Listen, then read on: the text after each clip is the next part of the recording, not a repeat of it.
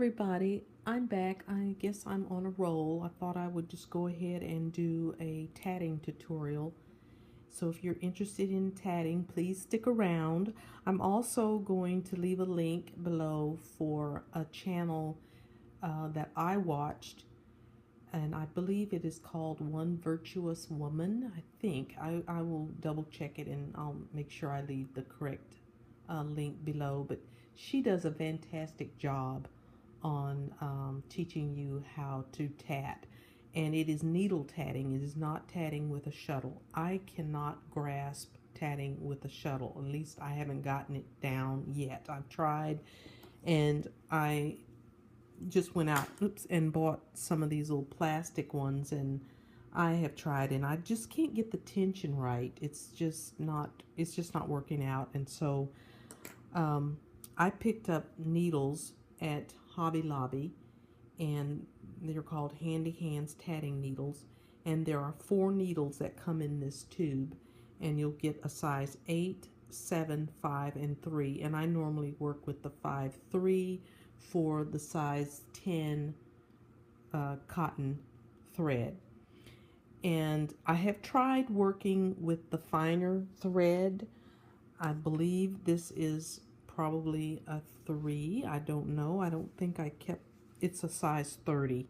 So I would assume that you use a size 3 tatting needle on the 30. Or I'm sorry, you would use a size 8 or a 7, because an 8 and a 7 is smaller than the 5, than the 3 and the 5. So I have tried it, but it tangles so bad that I got frustrated, and I could have thrown it against the wall. It just kept knotting up, and you know, kind of takes the fun out of it when you're constantly having to pull out knots. So I even tried putting a little wax on the thread prior to using it, and that just didn't help either. So I don't know what the secret is to tatting without getting knots using the fine thread. So I'm going to stick with the size 10 thread for now.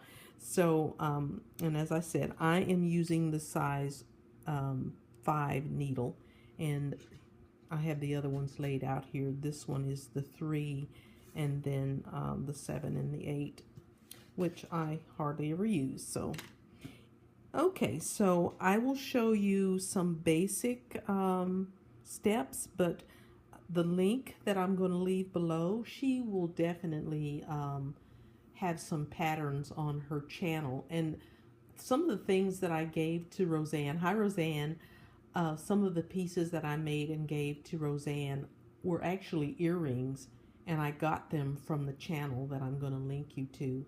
But I thought for the projects that we do, you know, in crafting, you could easily use those for making flowers and using them for embellishments or whatever. So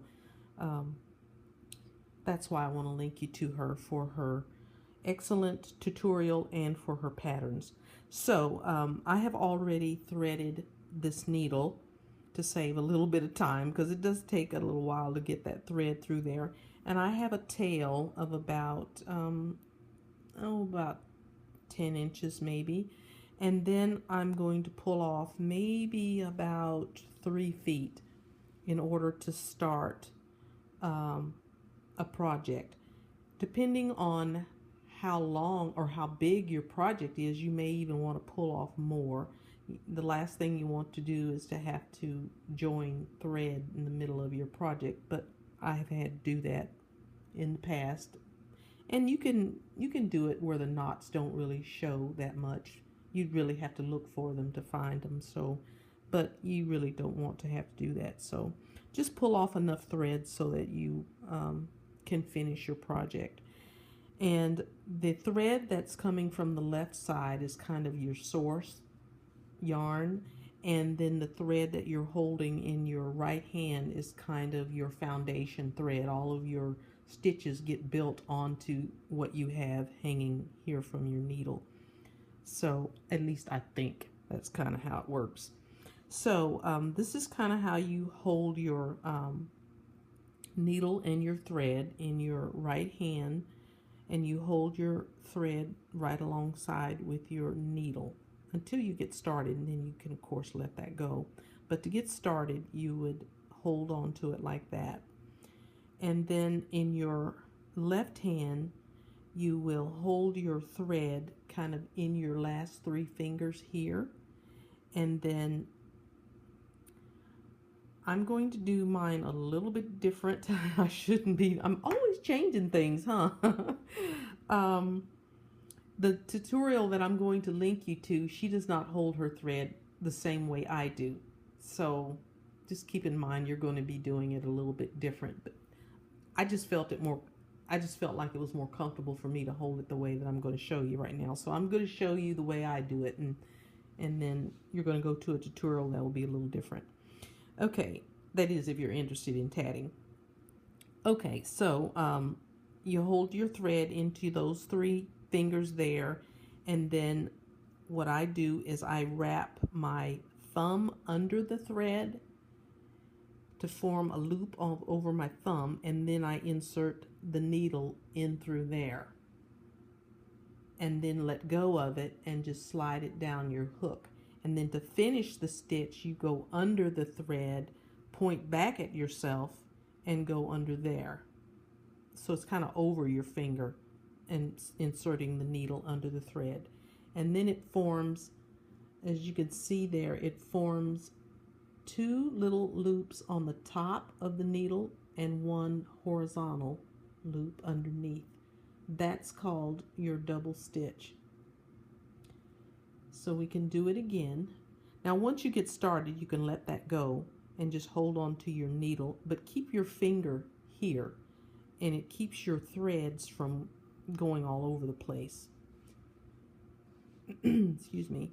Okay, so to do the next one, once again, you go under with your thumb, slip your needle under there, slide it down next to the other stitch, and then go under and point back at yourself and slide your needle under the thread on top of your finger, and then you'll have 2 stitches on there.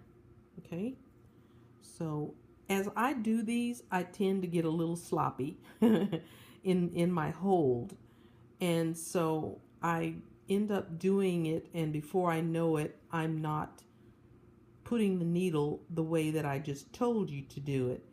And it's just I don't know, maybe you're not concentrating on it as much, and so your fingers may tend to go in a different position than they should.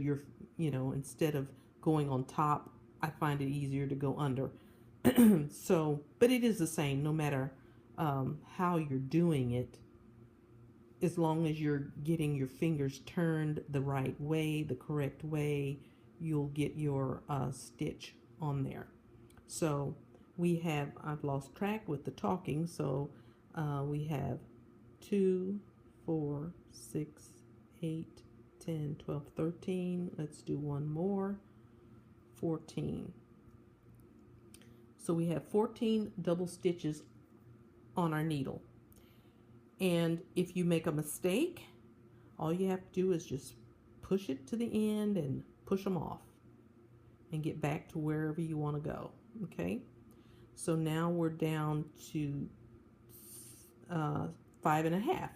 You can see that last stitch does not have the little thread underneath, so you know that you need this one on there to finish it, right? You need the one that points back at you to finish the stitch, the position of your finger.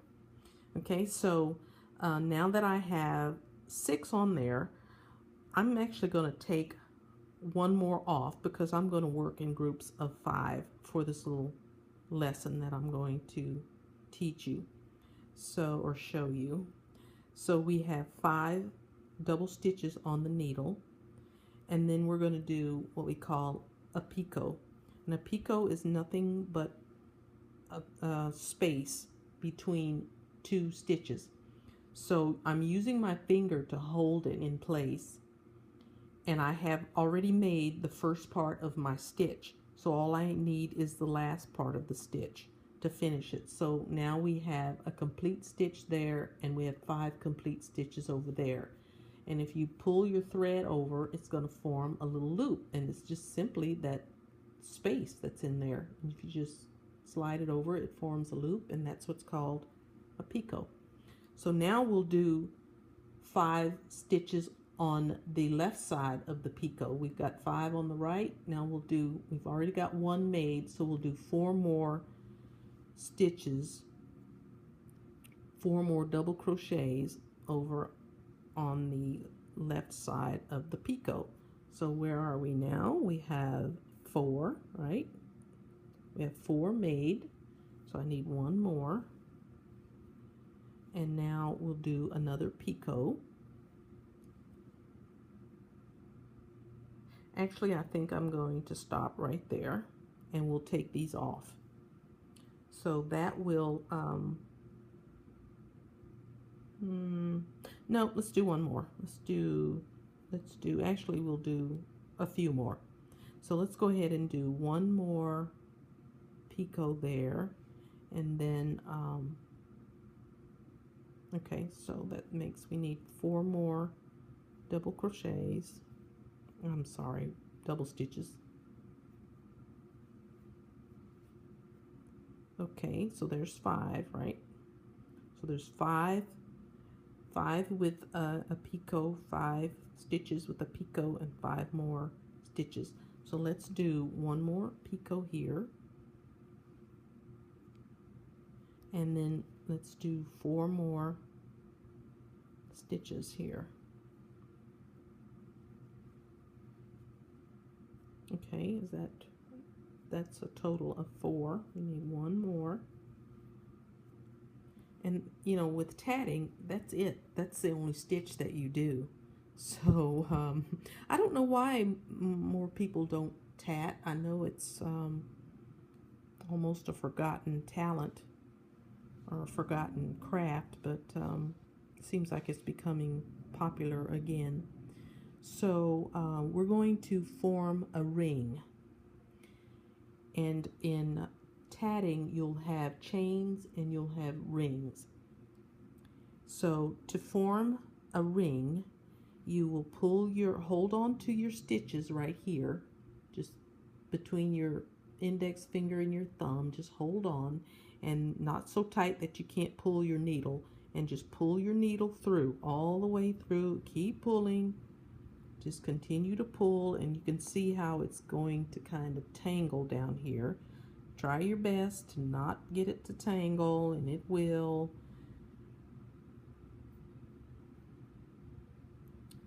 It always wants to tangle. Okay, there we go.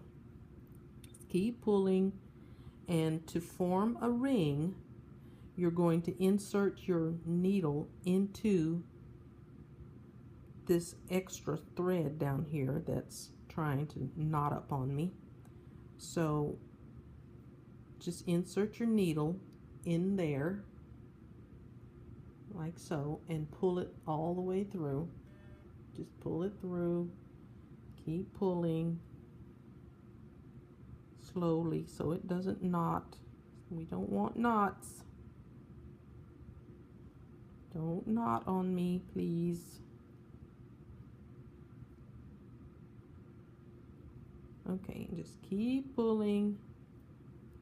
Pulling tight, tight, tight. Pull it as tight as you can. And there's a little ring with 3 picots. Now in tatting, most of the time you will turn your work. You hardly ever make anything without turning your work.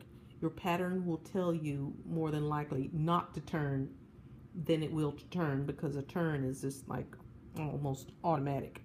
So when you flip your work over, it's going to cause your threads to cross right there, and you want to insert your needle in through that little loop right there and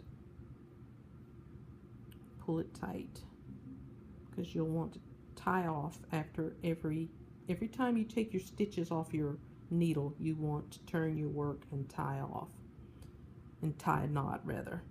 Okay, then to start the next part of this stitch, you would put your needle on top of your work. Just lay it right here, put your work between your finger and your needle and hold it in place, and then you start working more double stitches. So there's 1, 2, 3, 4, 5, right? So let's do a picot right here.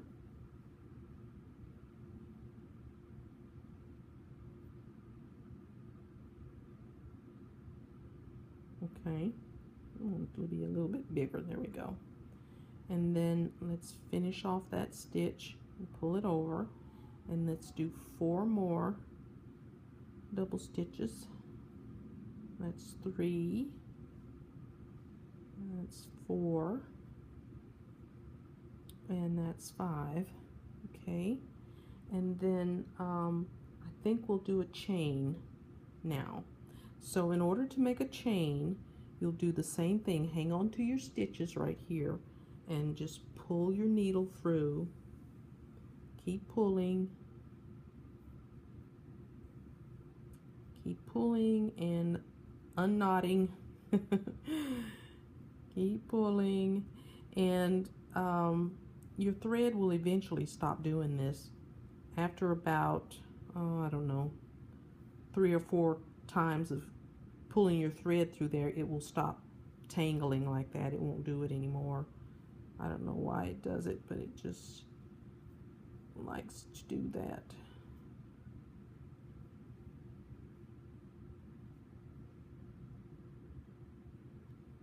Sometimes I have to use my needle to help hold it straight to get it to stop doing that, get that knot out of there. So with a chain, you don't want your needle in there. You're just going to pull it and pull it and pull it until it forms that little chain like that. And there's your little picot at the top. But you'll just pull it like that until it's going to naturally curve on you like that. And then you will reverse your work, and your threads, of course, will cross over each other, and you'll insert your needle in there and tie your knot there. Okay, and then do the same thing. You'll put your needle on top of your work, and then you'll start again. And if you want to create another loop, then you would do 5 stitches, picot, 5 stitches, picot, 5 stitches, picot, 5 stitches. Pull your needle out. Be sure to stick your needle through your loop, and it will form the circle. So let's see, where are we? I need to finish my stitch there. So let's do this here, right? So we've got 2 on there. Okay, so that makes 3 and 4. Oops. 4 and 5 and a picot there. 1,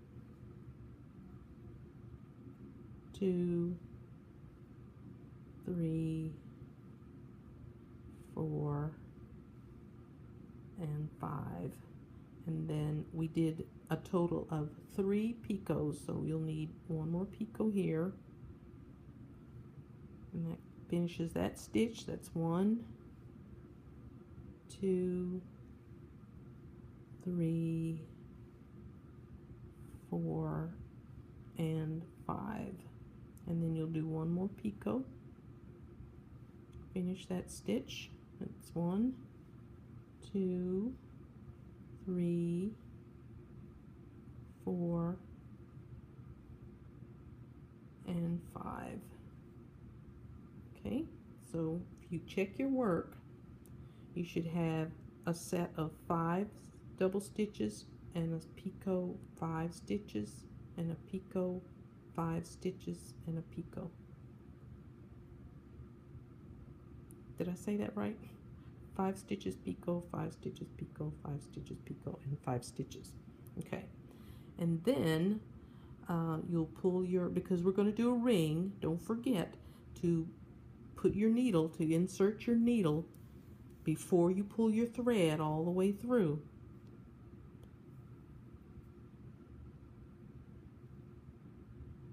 So let's stick it right in there. Okay, pull and pull and pull and pull and pull. I'm gonna get off there. Okay, and there you go.